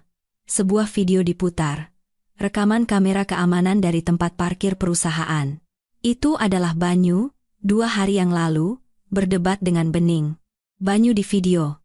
Begitu kita mendapatkan uang Hartono, kita akan menyingkirkannya. Jeri itu beban. Kita akan pergi ke Monaco dan meninggalkannya dengan utang pajak. Dia terlalu bodoh untuk tahu dia sedang dimanfaatkan. Ruangan menjadi sunyi. Jerry berdiri perlahan. Ia menatap ayahnya. Pemujaan pahlawan di matanya telah hilang, digantikan oleh pemahaman yang menghancurkan. Pa, bisik Jerry. Papa mau meninggalkanku. Banyu tergagap. Jerry, nak, aku hanya sedang stres. Itu diedit, di luar konteks. Papa bilang aku bodoh, suara Jerry pecah. Papa bilang aku beban. Jerry, duduk, perintah Banyu, mencoba mendapatkan kembali kendali, jangan dengarkan dia. Jerry tidak duduk. Ia mengambil gelas sampanyenya dan melemparkannya ke wajah Banyu. Aku benci Papa, teriak Jerry. Aku benci Papa. Kekacauan meletus. Ibu Ratna terisak-isak. Bening mengalami hiperventilasi. Banyu menyeka sampahnya dari wajahnya, tampak seperti tikus basah. Aku menurunkan remote. Presentasi selesai. Aku mengangguk pada Inspektur Haryo. Polisi masuk ke ruangan, para tamu terbelah seperti laut merah. Banyu Wibowo, Inspektur mengumumkan, Anda ditangkap atas tuduhan penipuan bank, penggelapan, dan pemalsuan dokumen. Bening Lestari, Anda ditangkap atas tuduhan konspirasi dan pencucian uang. Tidak, jerit Bening saat seorang petugas memegang pergelangan tangannya. Aku tidak tahu, aku hanya tunangannya, dia yang menyuruhku. Katakan itu pada hakim, kata petugas itu, memborgolnya. Banyu tidak berteriak. Ia hanya menatapku. Saat diborgol, ia menatap mataku. Kau menghancurkan segalanya, desisnya. Kau wanita jahat, pendendam. Aku melangkah lebih dekat padanya. Aku berdiri cukup dekat untuk mencium bau ketakutannya. Aku tidak menghancurkan apapun. Banyu, kataku, suaraku setenang danau beku. Aku hanya menyalakan lampu. Dan kau hanyalah kecoak yang tertangkap di ruangan yang terang. Mereka membawanya pergi. Para tamu pernikahan berdiri dalam keheningan yang terkejut. Satu-satunya suara adalah isakan Ibu Ratna. Aku melihat meja utama untuk terakhir kalinya. Kue yang belum tersentuh, bunga-bunga yang sempurna. Ilusi itu telah hancur. Aku berbalik ke Hartono. Kurasa pekerjaanku di sini sudah selesai. Luar biasa, kata Hartono, menawarkan lengannya. Benar-benar luar biasa. Saat kami berjalan keluar, aku tidak menoleh ke belakang pada ibuku yang menangis atau putraku yang terkejut. Belum. Mereka mendapatkan apa yang pantas mereka terima. Malam ini, mereka harus tidur di tempat tidur yang telah mereka buat. Hari-hari setelah pernikahan adalah sirkus media. Borgol bukan sumpah. Taipan Real Estate ditangkap di altar. Bunyi judul berita di Jakarta Post. Aku tidak memberikan wawancara. Aku membiarkan bukti berbicara sendiri. 3 hari kemudian, aku kembali ke rumahku. Polisi telah selesai memprosesnya sebagai TKP. Rasanya aneh berjalan kembali ke kamar yang telah kudesain. Barang-barang Bening berserakan, pakaian norak, majalah murah, botol anggur setengah kosong. Aku memanggil perusahaan pembersih. Buang semuanya, kataku pada mereka. Semua yang bukan milikku. Bakar spraynya, ganti kasurnya. Aku ingin membersihkan DNA-nya dari hidupku. Jaminan Banyu ditolak. Hakim menganggapnya berisiko melarikan diri, karena rencana Monaco yang terekam. Ia berada di rutan Cipinang, mengenakan seragam oranye, bukan setelan Italia. Bening dibebaskan dengan jaminan. Ibuku mencairkan dana pensiunnya dan menggadaikan apartemennya untuk mengeluarkan bayinya. Tapi Bening tidak bebas.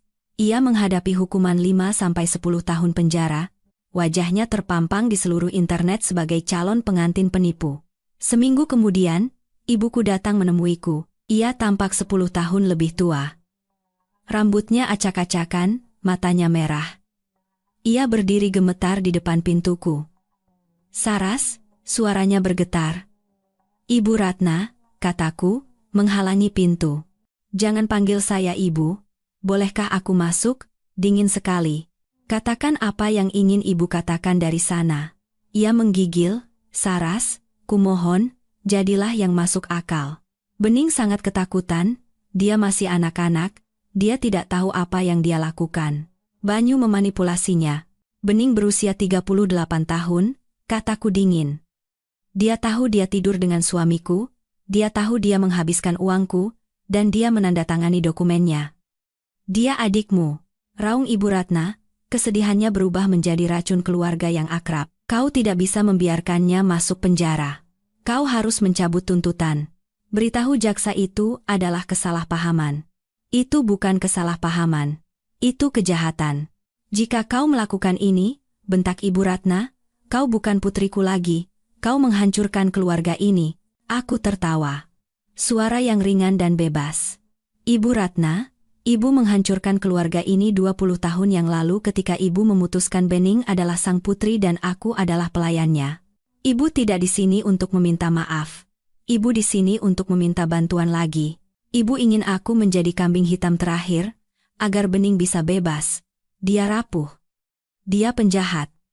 Dan ibu adalah kaki tangannya. Aku sudah melihat cek-cek yang Banyu tulis untuk ibu, biaya konsultasi ibu dibayar untuk membantunya memanipulasiku. Ibu Ratna menjadi pucat. Aku tidak akan menuntut ibu, Ibu Ratna, kataku. Bukan karena aku mencintaimu, tapi karena aku tidak mau menanggung malu melihat foto mugshot ibuku sendiri. Tapi bagi saya, ibu sudah mati. Jangan menelepon. Jangan datang ke sini. Jika ibu butuh uang, tanyakan pada Bening. Aku berhenti sejenak. Oh, tunggu. Dia bangkrut. Aku membanting pintu di depan wajahnya. Di kamera keamanan, aku melihatnya menggedor pintu, meneriakkan namaku, lalu bahunya merosot. Ia berjalan pergi. Itu menyakitkan, tentu saja. Tapi itu adalah rasa sakit mencabut duri, tajam, lalu lega, dan kemudian ada jeri. Ia tidak menelepon. Ia tidak datang. Aku tahu dari sumberku bahwa ia tinggal di sofa teman, karena pihak berwenang telah menyita penthouse dan Porsche-nya. Aku menunggu. Aku tahu ia harus datang kepadaku dengan caranya sendiri. 2 minggu kemudian, ia muncul di kantorku. Ia tampak mengerikan. Kurus, mengenakan jeans dan kaos usang. Tidak ada kacamata hitam, tidak ada kesombongan. "Ma?" tanyanya dari ambang pintu. Aku mengangkat kepala dari mejaku. "Hai, Jerry." Ia masuk dan duduk di kursi di seberangku. Ia menatap tangannya. "Maaf," bisiknya. "Aku bodoh. Dia membuatku merasa penting. Dia bilang itu lebih baik daripada kuliah. Dia bilang mama menahanku, dan kamu percaya padanya," kataku, lembut tapi tegas. "Karena itu lebih mudah daripada bekerja." "Ya," ia mengakui. Air mata jatuh di jeansnya. Aku melihat videonya. Dia menyebutku beban. Dia akan meninggalkanku. Aku tidak punya apa-apa, Ma. Ia menyeka matanya. Mobilnya hilang, uangnya habis. Aku butuh bantuan. Aku menatap putraku. Aku ingin memeluknya. Aku ingin menuliskan cek untuknya, memperbaiki segalanya. Tapi aku adalah seorang arsitek sekarang, dan kau tidak bisa membangun struktur yang kuat di atas fondasi yang retak. "Aku mencintaimu, Jerry," kataku. "Tapi aku tidak akan memberimu uang." Ia menatapku dengan ngeri. "Lalu di mana aku akan tinggal?" "Aku tidak tahu. Itu urusanmu." "Ma, tolong, ini tawarannya." Aku mendorong 2 lembar kertas melintasi meja. "Ini formulir pinjaman mahasiswa, dan ini aplikasi untuk bekerja di ruang surat Phoenix Property, gaji minimum. Mulai dari bawah, kelas malam." "Ruang surat?" tanyanya. "Tidak percaya. Ambil atau tinggalkan. Jika kamu ingin menjadi seorang pria, Jerry, kamu harus mendapatkannya. Banyu memberimu barang untuk membelimu. Aku tidak akan memberimu apa-apa agar kamu bisa membangun dirimu sendiri." Ia melihat kertas-kertas itu, lalu padaku, lalu pada tekad di mataku. Perlahan, ia mengulurkan tangan, dan mengambil pena. "Baiklah," suaranya bergetar. "Aku akan melakukannya." "Bagus," kataku. Lapor ke Sarah di HRD. Dia akan memberimu kartu identitas. Jangan terlambat. Ia berdiri. Ia menatapku. Ia benar-benar melihatku. Untuk pertama kalinya dalam bertahun-tahun. Mama benar-benar menakutkan, katanya, dengan nada sedikit kekaguman dalam suaranya. Aku tahu. Aku tersenyum. Sekarang, pergilah bekerja. Sidangnya singkat. Buktinya sangat kuat. Banyu Wibowo mengaku bersalah untuk menghindari hukuman 20 tahun. Ia dijatuhi hukuman 8 tahun di penjara federal. Ditambah ganti rugi, ia tampak abu-abu dan lelah di pengadilan. Ia tidak pernah menatapku sekalipun. Bening mengambil kesepakatan pembelaan, 3 tahun untuk penipuan. Saat palu hakim jatuh, ia terisak-isak, melihat ke arah Ibu Ratna di galeri dan berteriak, "Ibu, lakukan sesuatu." Tapi Ibu Ratna tidak bisa melakukan apa-apa. Ibu Ratna tinggal di sebuah apartemen studio, hidup dari uang pensiunnya yang kecil, kehilangan uang saku dan harga dirinya. Aku duduk di barisan belakang, mengenakan setelan hitam. Aku menyaksikan keadilan ditegakkan. Aku tidak merasakan kegembiraan. Aku merasakan kedamaian. Pembukuan akhirnya seimbang. Epilog, 1 tahun kemudian. Aku berada di kantor di lantai 40, menghadap kota. Papan nama Phoenix Property di dinding di belakangku berwarna perak dan biru yang ramping, tidak ada sedikit pun warna pink. Perusahaan sedang berkembang pesat.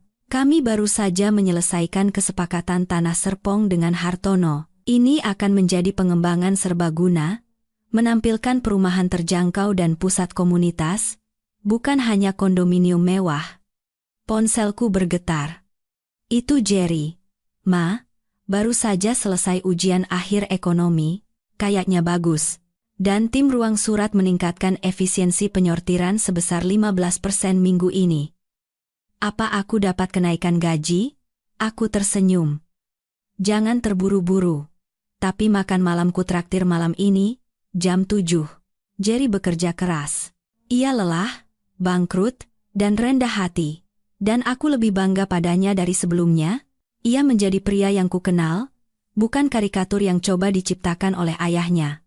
Ada ketukan di pintuku. Masuk. Hartono masuk, membawa sebotol sampanye. Selamat hari jadi, katanya. Hari di mana kau membakar sirkus itu. Rasanya seperti seumur hidup yang lalu, kataku, menerima gelas. Aku tahu, kata Hartono, bersandar di mejaku. Banyu menulis surat padaku dari penjara, ingin tahu apakah aku akan membeli sahamnya di beberapa perusahaan cangkang lama itu. Dia butuh uang untuk jajan di kantin. Apa jawaban Bapak? Kukatakan padanya aku hanya berbisnis dengan CEO. Dan CEO itu sedang sibuk membangun sebuah kerajaan. Kami bersulang. Aku memandang cakrawala kota. Aku telah kehilangan seorang suami. Aku telah kehilangan seorang saudara perempuan. Aku telah kehilangan seorang ibu, tapi aku telah menemukan diriku sendiri. Aku bukan lagi kambing hitam. Aku bukan lagi pemecah masalah. Aku bukan lagi istri yang tak terlihat. Aku adalah Saraswati Putri, sang arsitek. Dan hidupku, akhirnya, benar-benar milikku. Terima kasih telah mendengarkan ceritaku. Tidak mudah untuk mengulanginya, tetapi jika perjalananku dapat membantu satu orang pun untuk melawan orang-orang beracun dalam hidup mereka, maka itu sepadan. Keluarga tidak selalu tentang darah,